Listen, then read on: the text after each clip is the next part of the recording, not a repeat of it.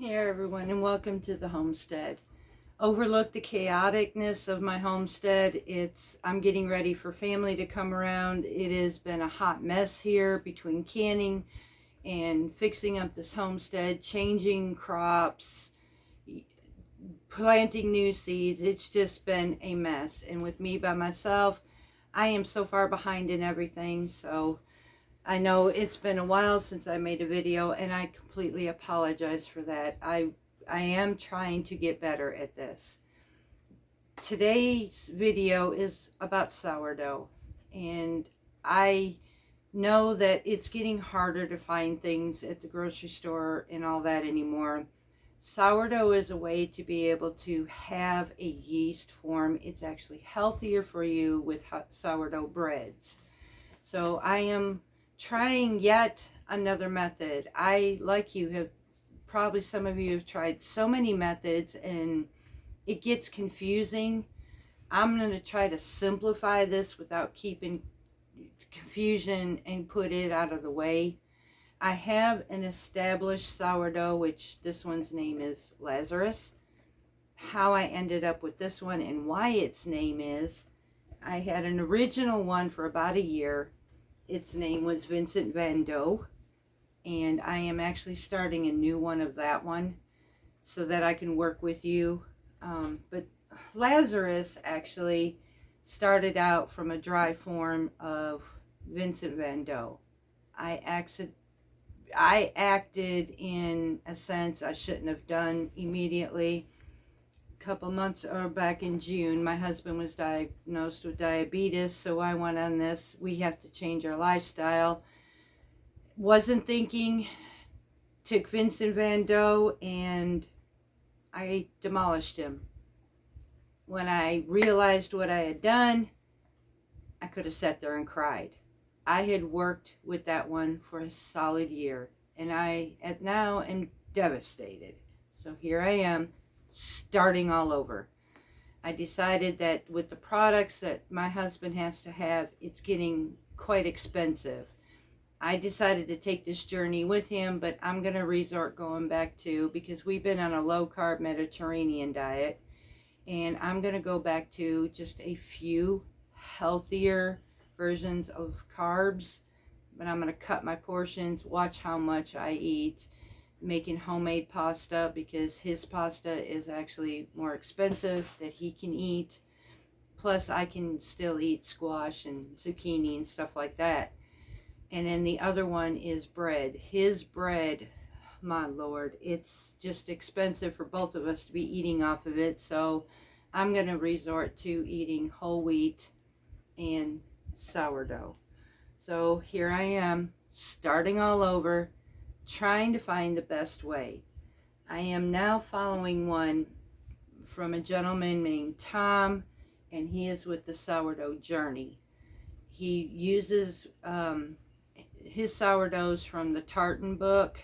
One day I might go ahead and purchase that, but I'm going to learn from him for a while and see how this goes, so we're going to work together on this one. In the meantime, when I started this, and I used it from a dehydrated form of Vincent Van Gogh, and everything was going really good, and I was using the by the cup method. A lot of them say that you can use it by the cups, but here's what I end up happening. Within 10 days, now I started this in September 22nd, so between then and about 2 days ago, my sourdough started turning in an awful way.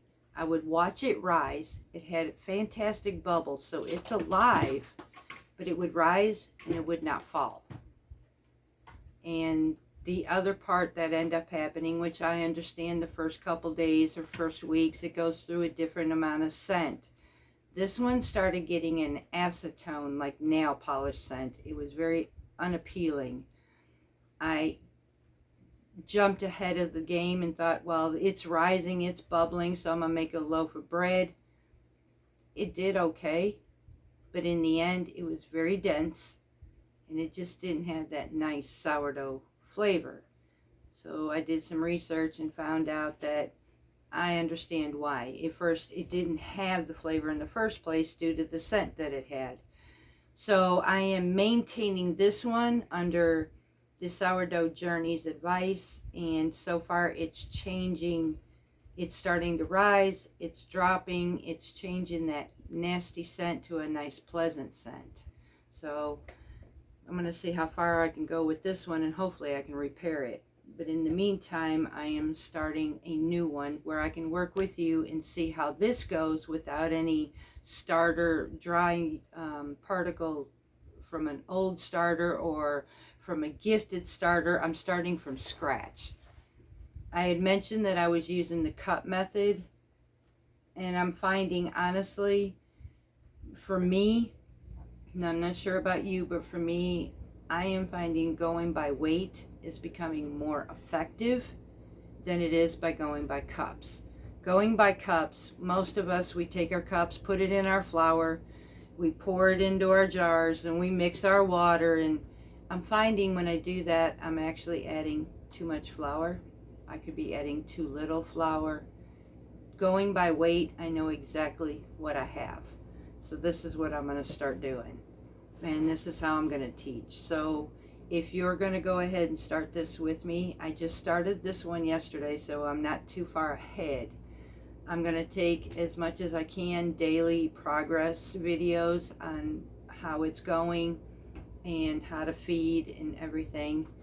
I also have homesteading groups. We have our farm one, which we're a small based homesteading city county borderline. That one is Parton's Heritage Homestead. And then I have one where I do my canning, the bread making, pasta making, all this, which is Parton's Heritage Homestead Farm to Table. I'm actually doing this with video form, and I'm going to try to do it with step-by-steps each day in my groups. So today I'm going to give you your equipment that you're going to need and your starting materials. So you're going to need, it's easier, I'm using a wide mouth pint jar. I am using a plastic fitted lid for that jar. You can get these at Walmart in a pack. I will put it on here all the way, backtrack it halfway. You just want it loose. It's still getting air. It's not going to explode or nothing from gases, so it's working quite well this way. You're going to need a scale and the starting flour. The ingredients I'm going to give you will give you a week's worth of feeding for your initial beginning starter. And what Tom suggested from Sourdough Journey is using 175 grams of whole wheat flour and 175 grams of bread flour. I am using an unbleached bread flour. I don't have the money for all these expensive type of flour, so I'm just using whole wheat and unbleached bread. I'm going to see how this works. So you take those two mixtures, 175 grams of whole wheat, 175 grams of unbleached bread flour. Mix those together in a container, in an airtight container, seal it, put it on your counter. Use this for an entire week to feed your starter. Your initial starter, all you're going to need is your jar, your lid, 75 grams of your pre-mixed flour mix that I just gave you the recipe for, and 75 grams of unchlorinated water. Whether you use filtered water, bottled water, distilled water, anything that is not chlorinated water from your tap water. The sourdough does not react well with chlorine. So this is what I started with, and I'm going to take you over to my starter, excuse me, and I'm going to show you what how to start this and what your next step is. And I will explain to you the process the best I can. Like I said, I'm going to try to simplify this with all this high-end explanations. I'm just getting you started because a lot of us just want how do we just get to it? So this is what we're going to do. So let's step over to where my beginner starter is, and I'm going to take you from there. Okay, so I am actually using this scale to weigh my jars, and to make it simplified, here's what I do. I'm going to go ahead and show you some examples to make this easier. So here is my premix already of my sourdough starter for this. This was my whole wheat and unbleached bread flour. I've already measured mine out for the week. I'm going to show you how I did this. So I will start my scale. It is set for grams. When you start this out, you want to put your container on top and it'll have a reading. Clear that out. Now you're going to start fresh. So you're going to add your flour, go up to 175 grams. This one tends to go by 2 instead of odd numbers. It goes by even, so mine is actually 176. But I'll clear it, or I'll fill it to the 176 with my whole wheat. Again, I will clear it and then go ahead and add 175 grams, or 176 for me, with my unbleached bread flour. Once you have that, you just pull it off and then go ahead and mix it up, put a lid on this, and just store it on your counter, because this is where you're going to take and feed your wherever you use. This is where I'm going to usually feed my starter. Now this is my original starter, and yes, it's under a towel, and I'm fixing to explain that. This is my test, the one we are working together. This is my new Vincent Van Dough. I have my 75 grams of mix in here, and as you can see, it's pretty thick. I'm starting to see some bubbling in it, not much. It's not expected to do much for day one. As you can see, it's got some liquid in here. It's got a few bubbles maybe here and there, and it still smells pretty good. It actually smells like whole wheat flour, but it's not meant to do much. So I am actually sealing this off all the way. I'm one-handed, and then I'm going to backtrack this and have it loose. Now I'm going to actually take this and I'm going to cover it back up, and I'm going to take you back over here and explain this process to you, and then explain how we're going to go step by step. So we'll be right back. Okay, so you had seen the starter mix, and there's really not much going on. I'm actually didn't expect much to go on with it right now because it just started yesterday. Again, 75 grams of your flour mix, 75 grams with your water. Mix it up really good. It's going to be thick. Use a rubber band when you're done. Clean off your edges really good. You want to make sure your jar is pretty clean and around your rims. Seal it off, backtrack it, and you're going to store this one, according to the sourdough journey, store this one for 3 days in a dark, cool area. We're not looking for it to rise. We're not looking for it to immediately bubble up. We want it to set up that bacteria, the good bacteria that it needs to be able to get that rise and fall, to be able to get the bubbling in it, to be able to get that nice sourdough smell. It's got to go through the bacteria of what was in the flour through processing.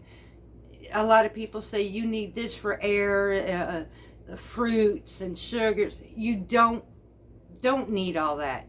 The flour and the water will work itself. So simplify it. Don't make it complicated. Just flour, water, and for ours, we're going to store it for 3 days. Today is day 1 for me.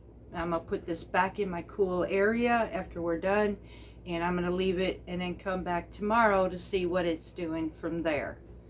And I probably won't, depending on what's happening between now and Wednesday or Tuesday. Tomorrow's Tuesday, Wednesday. I will see Wednesday what it's doing and probably start feeding ratios, which I will explain that to you on Thursday when I start feeding this. You do not want to stir this. You do not want to add absolutely nothing to it. You want to check it, see what it's doing as far as bubbling. You want to check the smell of it and see how it's forming. But other than that, you don't want to do nothing but that. You'll check it, put it back in your dark area, and leave it alone for another day. And that's pretty much what we're doing now. Like I said, I'm doing this with you because I've never tried this method. I've tried many different methods and it's been a headache, and I'm about over headaches with sourdough starters, but I want this. So I figured I'd go through it with you instead of just making it up and then say, well, this is what I did. We'll be able to compare jar to jar what's going on with yours, what's going on with mine, seeing if we're measuring up the same way, and see if we can't get you started on your own very own sourdough starter. I'm hoping these videos will help you. Again, I'm so sorry for the lapse in time, y'all. I try to keep up the best I can. Like I said, I'm the reality one. Nothing in my life is perfect. I don't have the chandelier homestead. I have chaos. And this is what my life is. So if you can bear with me through the chaos, we'll work on this together. In the meantime, I hope you have a very blessed day. Thank you. Much love from Parton's Heritage Homestead.